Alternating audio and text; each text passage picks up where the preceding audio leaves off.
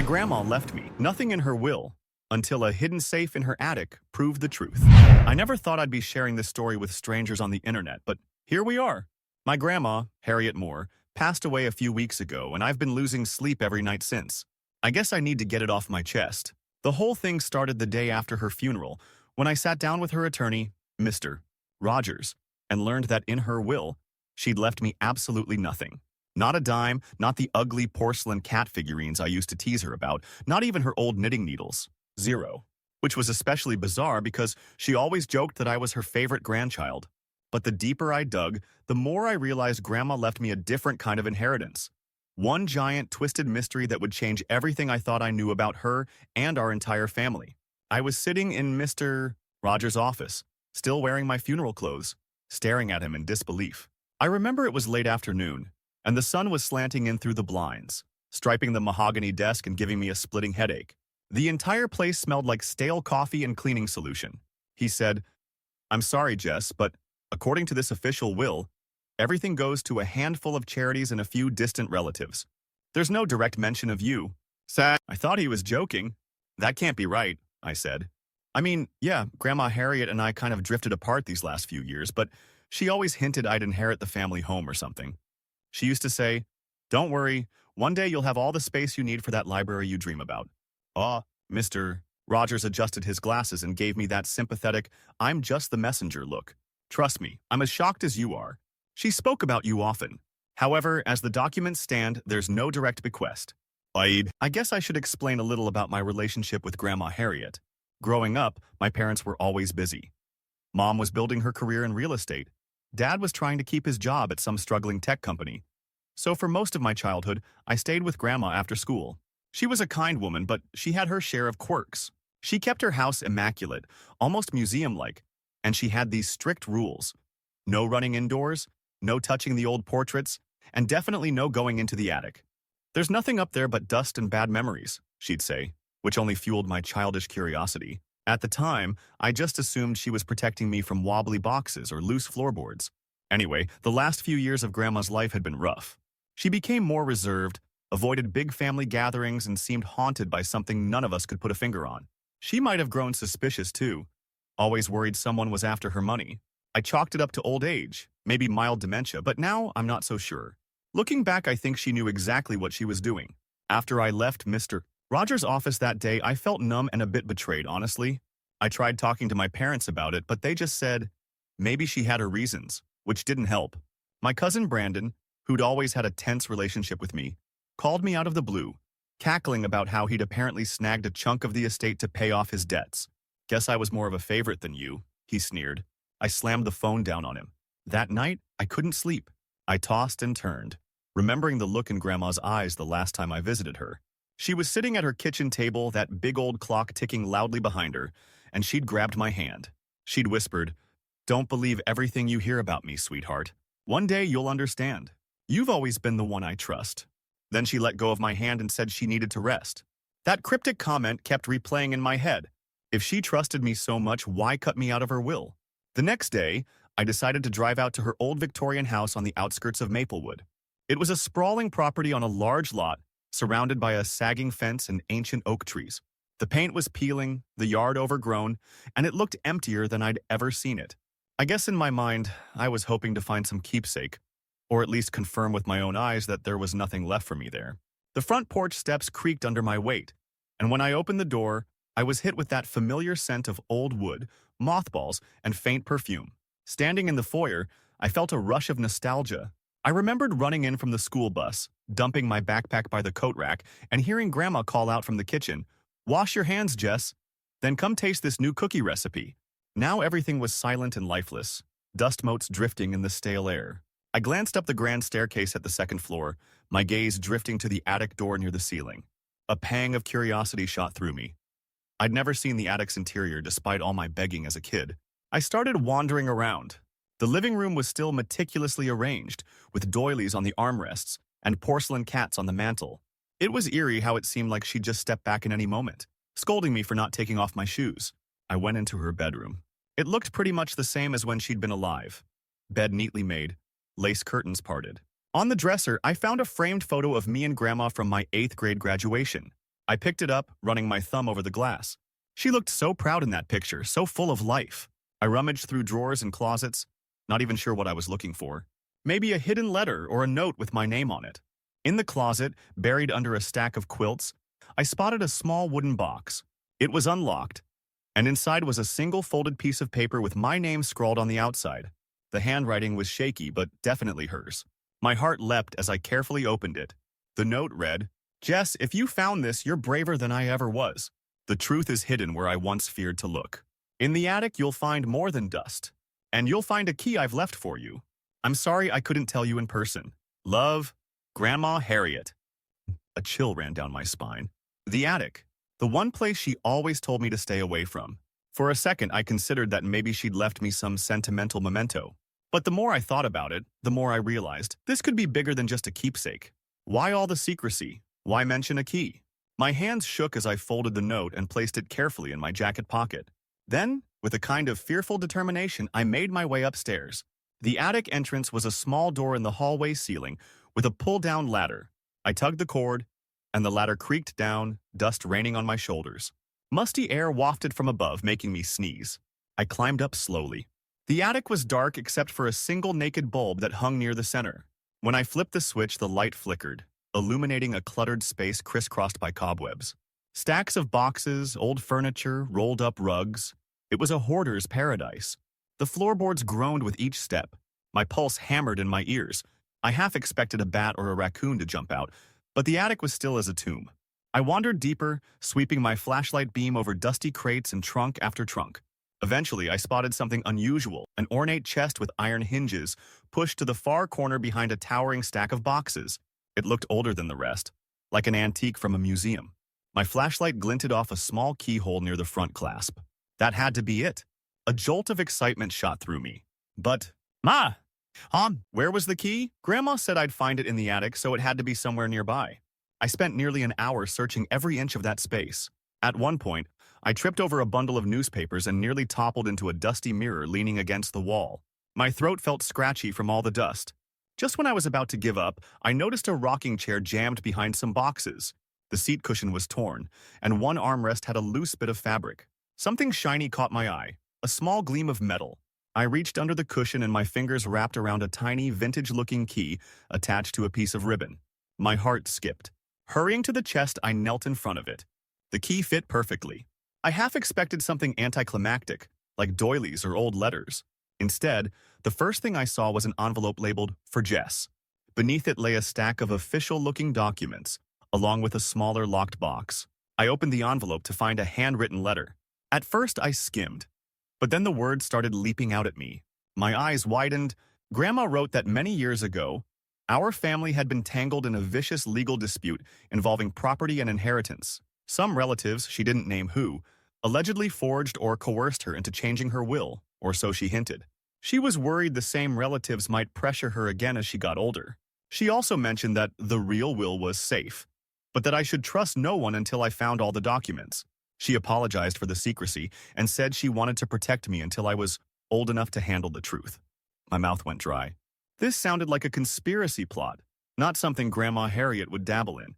But the letter was definitely in her handwriting, filled with her personal quirks and references. Beneath the letter, I found official forms, typed documents that looked like an older version of Grandma's will. Dated 2 years before the official one, Mr. Rogers had read. My heart thundered as I read the lines stating she bequeathed the bulk of her estate to me, including the house, some investments, and a modest trust fund.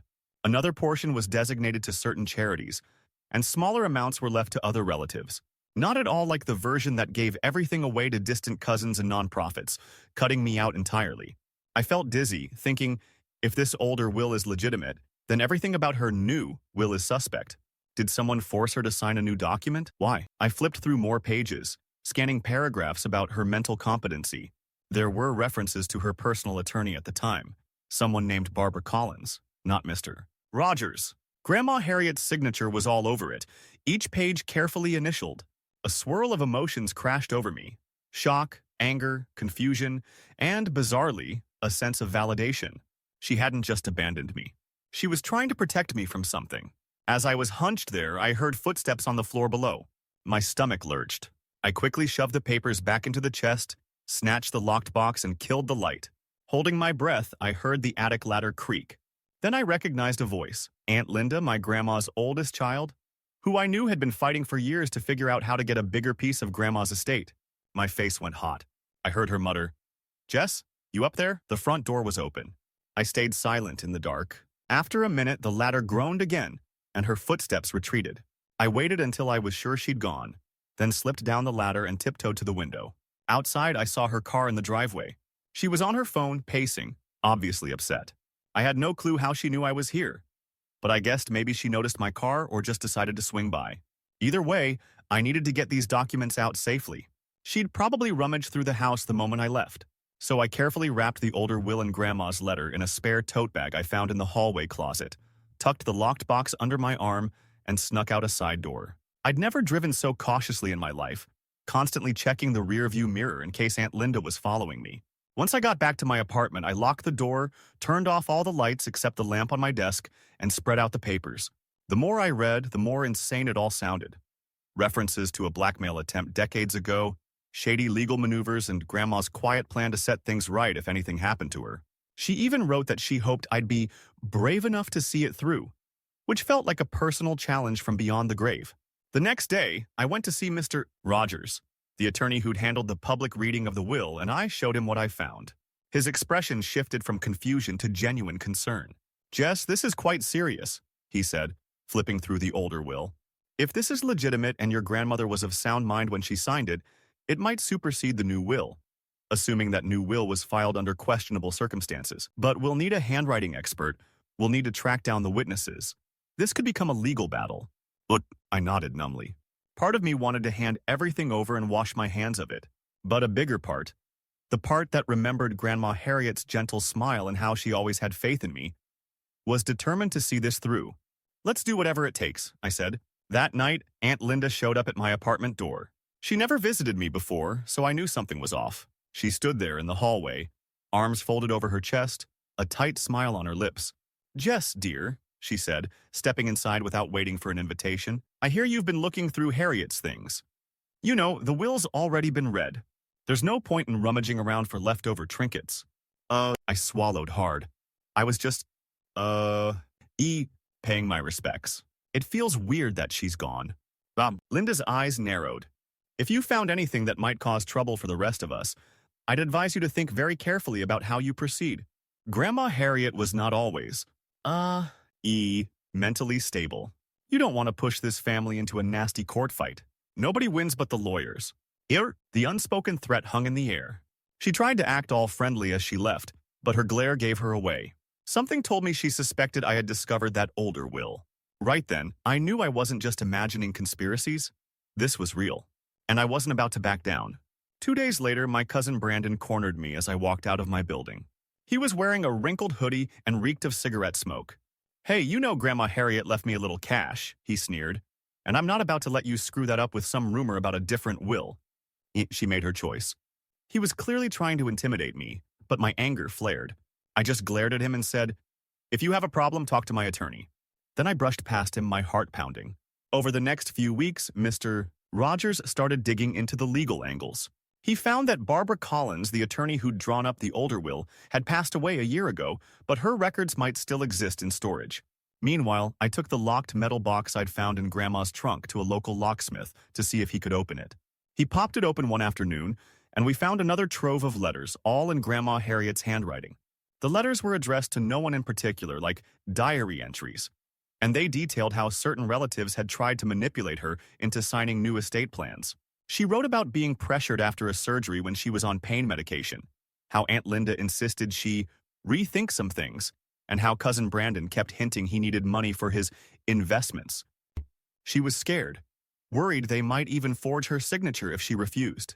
"I left the real documents in a safe place," one letter said.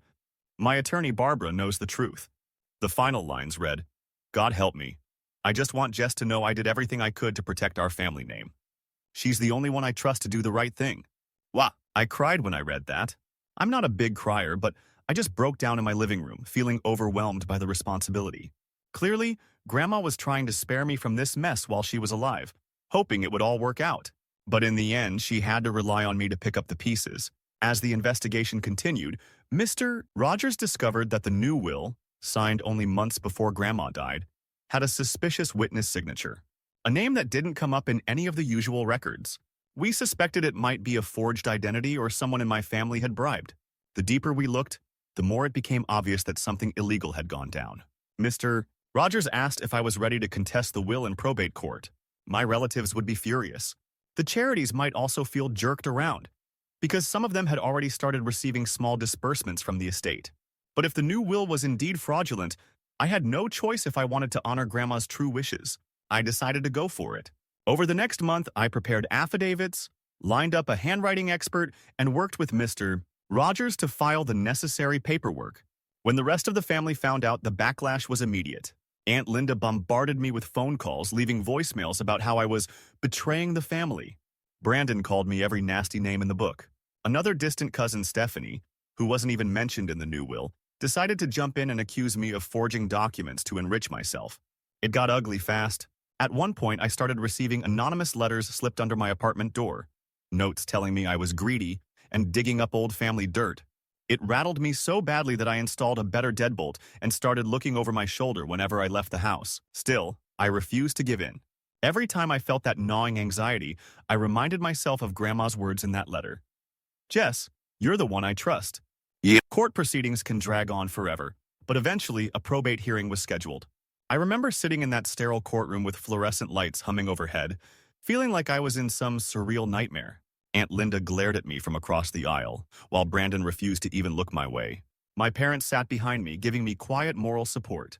Mr. Rogers presented the older will, along with the letters from the locked box, the testimony from a handwriting expert who confirmed Grandma's signature was real and consistent, and pointed out the anomalies in the new will. The opposing side tried to argue that Grandma's mental health was deteriorating when she created that older will, but we had medical records showing she was in relatively stable condition at that time. They tried to discredit the letters, but the expert confirmed they matched her handwriting. We also found a neighbor of Grandma's, Mrs. Delaney, who testified that Harriet had confided in her about a fear that certain relatives were plotting to take her estate. Mrs. Delaney recalled Grandma saying, "I'd rather destroy everything than see them get away with tricking me." After weeks of back-and-forth depositions and a sea of paperwork, the judge made a ruling. The new will was deemed invalid due to suspicious circumstances, and the older will was recognized as Harriet Moore's legitimate last testament. I felt my knees almost give out when the verdict was announced. A wave of relief, sorrow, and triumph flooded me all at once. Aunt Linda stormed out of the courtroom, Brandon cursed under his breath, and a handful of other relatives stalked out without a word. I stood there, shaking, clutching Mr. Rogers' hand and trying not to cry. In the aftermath, I became the owner of Grandma's old Victorian house and the primary inheritor of her estate. It wasn't an enormous fortune, but it was enough to drastically change my life if I wanted it to. I could pay off my student loans, fix up the house, and still have some savings left. But as I walked through those dusty rooms again, keys jingling in my pocket, I felt overwhelmed. Grandma had lived here for so long, surrounded by memories and secrets. Now it was on me to do something meaningful with it. The first few days, I cleared out the clutter, sorting through decades' worth of possessions. I found old photos of her as a teenager. She'd been quite the beauty back in the day, with bright eyes and a daring smile. I discovered diaries that spanned across years, though most entries were quite mundane. Recipes, errands, the occasional note about which cousin annoyed her that week. But sometimes there'd be a haunting line about fear or betrayal. It drove home how much silent stress she carried for years. I ended up donating a portion of the estate money to one of the charities mentioned in Grandma's older will, a local children's hospital she'd always supported. I also reached out to some of the smaller nonprofits that had appeared in the suspicious new will, letting them know that although the court invalidated that document, I wanted to honor Grandma's philanthropic spirit in a fair way. Some graciously accepted smaller donations, others politely declined, not wanting to be entangled in drama. But it felt right to at least try. As for the family, well, the fallout wasn't pretty. Aunt Linda stopped speaking to me altogether. She sold her own house and moved to Florida, if the rumors are true. Brandon tried to contact me once to demand compensation for all his troubles, and I told him to lose my number. My parents were relieved that justice was served, but they also mourned the rift that now cut through the family tree. I tried to tell them this wasn't my fault. It was the consequence of everyone else's lies and manipulations. Still, Despite the drama, I felt a sense of peace whenever I remembered those notes and letters, the ones in which Grandma practically begged me to stand up for the truth. She always said, "The truth matters, even when it's ugly. Especially when it's ugly." I've spent the last month renovating the Victorian house, repainting the exterior, restoring the wraparound porch to its former glory, and throwing out piles of broken furniture that had cluttered the attic and basement. Sometimes I find new surprises, like old photo albums or hidden compartments in the walls. It's almost like a living museum of my grandmother's life. And every time I discover something, I wonder if she left it for me to find, as a final nod to our shared bond. Late at night, when the house is silent, I'll sit in the old rocking chair I dragged down from the attic, right by the window overlooking the front yard. If I'm still enough, I almost sense Grandma's presence as if she's sitting beside me, reminding me that she always believed I'd fight for her. I whisper, "I did it, Grandma. I'm sorry I ever doubted you." And in those moments, the house doesn't feel lonely anymore. It feels like home. That's the story, how I went from being left nothing in my grandmother's will to uncovering a secret older will hidden away in her attic, which exposed the lies and manipulation surrounding her final wishes. Now I've got a legal stack of documents saying I own the place free and clear, plus a pile of family drama to last me a lifetime. But for all the stress and sleepless nights, I feel closer to her than ever. In the end, she didn't really leave me nothing. She left me the truth. And that's more priceless than any porcelain cat figurine or chunk of inheritance money could ever be. So, thanks for reading if you made it this far. I've never written a post this long before, but I needed to get it out. Part of me hopes Aunt Linda or Brandon will stumble across this someday and realize how pointless their scheming was. Another part of me doesn't care what they think anymore. Grandma's house is my house, and her real legacy is safe. Maybe I'll start that library she always said I deserved. Wherever she is, I hope she's at peace now, knowing her secrets finally saw the light of day. And I hope she knows I'm grateful for the house, for the memories, and most of all for trusting me to carry the truth forward, even when the rest of the family turned against me.